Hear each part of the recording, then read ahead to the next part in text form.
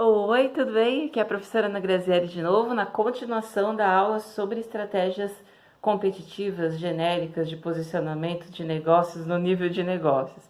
Bom, no vídeo anterior eu estava falando sobre a questão de como que você chega na determinação da estratégia, que é através do posicionamento. Ou seja, você vai decidindo, né, várias questões em todas as atividades da cadeia de valor do negócio, da empresa, ou seja, decisões em marketing, pesquisa e desenvolvimento, logística, produção, manutenção, recursos humanos, todas as atividades que estão envolvidas, e esse conjunto de decisões forma o posicionamento competitivo da empresa. Muito bom. Esse posicionamento competitivo, ele vai dar origem a 3 estratégias genéricas, né? 3 estratégias competitivas. São as estratégias de liderança em custo, diferenciação e foco. Então vamos falar um pouquinho sobre o que significa cada uma delas. E por acaso eu estou aqui na mão com uma famosa caneta Bic, né? Todo mundo, quem nunca usou, né, uma caneta Bic, quem não tem a sua, né? Aí é uma canetinha muito boa, né? Não falha quando a gente precisa dela. Mas eu tô aqui com com essa canetinha na mão, usando, lógico, aqui para fazer as minhas anotações, mas vou aproveitá-la para dar um exemplo. Esse aqui é um exemplo, né, de um negócio que ele é posicionado com base em liderança em custo. Então, o que significa adotar estratégia de liderança em custo? Significa que as decisões que a gente tomou na cadeia de valor, elas vão dar para a gente uma configuração de negócio que vai levar para economia nos custos de produção dos produtos ou dos serviços da empresa. Só que para que esse custo ele seja diminuído, algumas decisões precisam ser tomadas. Então, por exemplo, no caso aqui da caneta Bic que a gente está falando, né? Você vê que é um produto que quando você vai comprar, quantos anos ele tem esse mesmo design, né? É desse jeito aqui. Então, ele é um produto que é feito sem muitas características diferenciadas, ou seja, ele tem esse receptáculo aqui de acrílico que é transparente, tem aí a ponta das canetas, nesse caso aqui azul, né, a tampa azul, que inclusive serve para identificar a diferença entre as cores que são produzidas, tem a carga aqui, né, essa pontinha aqui no final, essa vedação no final, dentro, né, a pontinha dela é sempre muito característica. E isso daqui todas as canetas, se você pegar uma caixa de canetas da Bic, você vai ver que todas elas têm essa mesma configuração.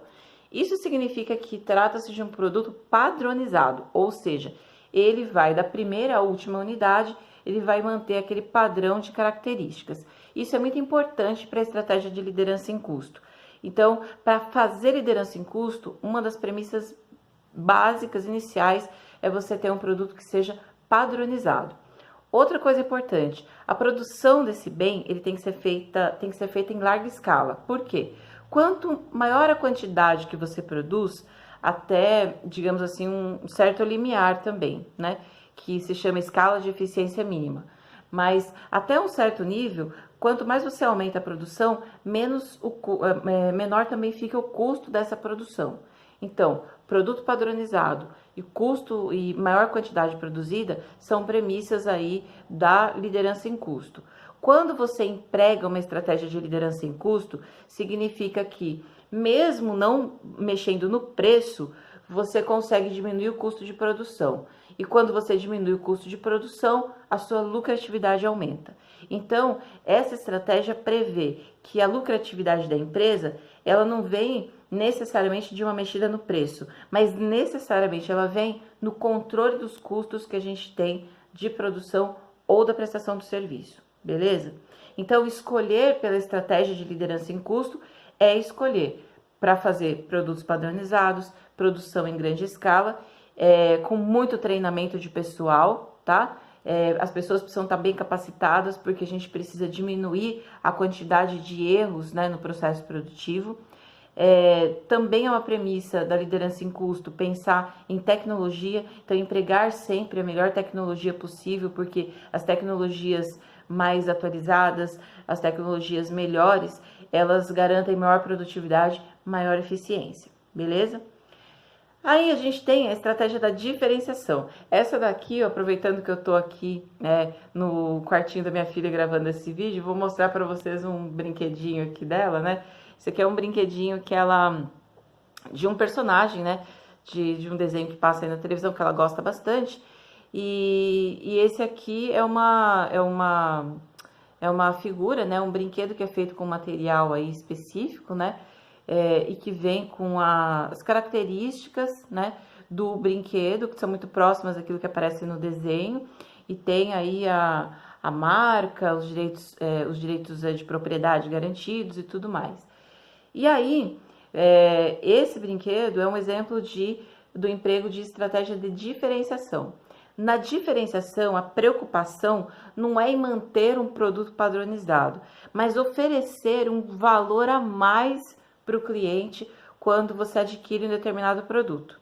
Então, quem se posiciona com diferenciação já não deve estar muito preocupado com essas questões de vender em grande quantidade, ou melhor, em produzir em grande quantidade, em produzir produtos padronizados. O lance da diversificação é justamente o contrário, é você conseguir dotar o produto de características muito específicas e por essa especificidade o cliente acaba aceitando pagar um valor superior, que é o preço premium, né? Premium price. Então, fazer uma estratégia de diferenciação significa pegar um produto ou um serviço, colocar muitos diferenciais, né, diferenciais competitivos nele, dar especificidades para ele, para que quando o cliente olhe, o comprador olhe, ele fale assim, puxa, vale a pena pagar isso por esse produto ou por esse serviço, tá? Obviamente que nem tudo aquilo que tem muita qualidade, digamos assim, que tenha muito valor agregado, vai ficar muito barato, mas isso está implícito na ideia da diferenciação. E quando a gente fala de estratégia de foco, a gente precisa entender que foco vai significar nicho, tá? Então, ao invés de pensar em atender uma grande parcela aí de compradores, seja buscando um tipo de valor ou outro, a estratégia de foco, ela vai ter um direcionamento muito específico. Ela vai visar atender um grupo de compradores que tem um perfil muito distinto, que tem necessidades muito distintas e que aceita, digamos assim, condições muito específicas de fornecimento. Então, é diferente de pensar em liderança e custo e pensar em diferenciação, porque de alguma forma, diferenciação e liderança em custo ainda estão ali abrangendo grandes segmentos de mercado. E no foco, não. No foco, a gente admite, né, que você vai atender uma parcela muito menor de mercado. E aí você pode ter um foco com diferenciação ou um foco com liderança em custo. Eu vou dar um exemplo para ver se fica melhor essa diferença. Quando a gente pega, por exemplo, no segmento de motos, né? Quando você olha para uma bis, claramente a gente tem uma estratégia de liderança em custo. Produto padronizado, feito em grande quantidade, tá?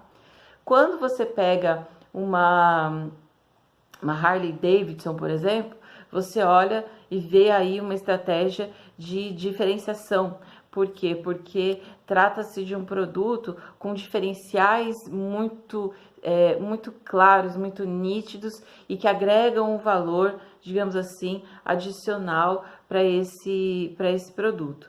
Mas dentro da própria Harley Davidson, da marca Harley Davidson, você vai ver que existem aí modelos muito específicos, e até reconhecidamente, né, reconhecidamente assim, legitimados pela clientela, pelos compradores. Então você vai ter motos mais potentes, menos potentes, motos para você andar numa estrada, por exemplo.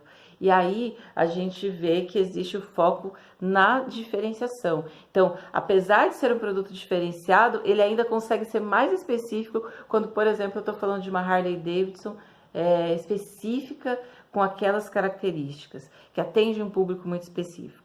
Então, tratar disso, né, se posicionar em liderança de custo, em foco ou em diferenciação, é uma escolha da empresa resultante das escolhas operacionais que ela faz. Mas a gente tem que estar ciente de que ao escolher essa estratégia, a gente também está delimitando o público que nós estamos atendendo. Então, não é uma decisão fácil, né? Mas é uma decisão que está presente aí no livro do Michael Porter, né, do Estratégia Competitiva. Tem muita gente que critica isso, viu? Mas esse papo eu tenho com você num outro vídeo. A gente vai ver aí quais as visões que são diferentes um pouco aí do Michael Porter, e aí fica a seu critério pensar sobre qual delas está mais aderente ou não às nossas necessidades. Beleza? Então, por hora é isso. Fica aí com meus desejos de bons estudos, boa semana para você e até a próxima. Tchau, tchau.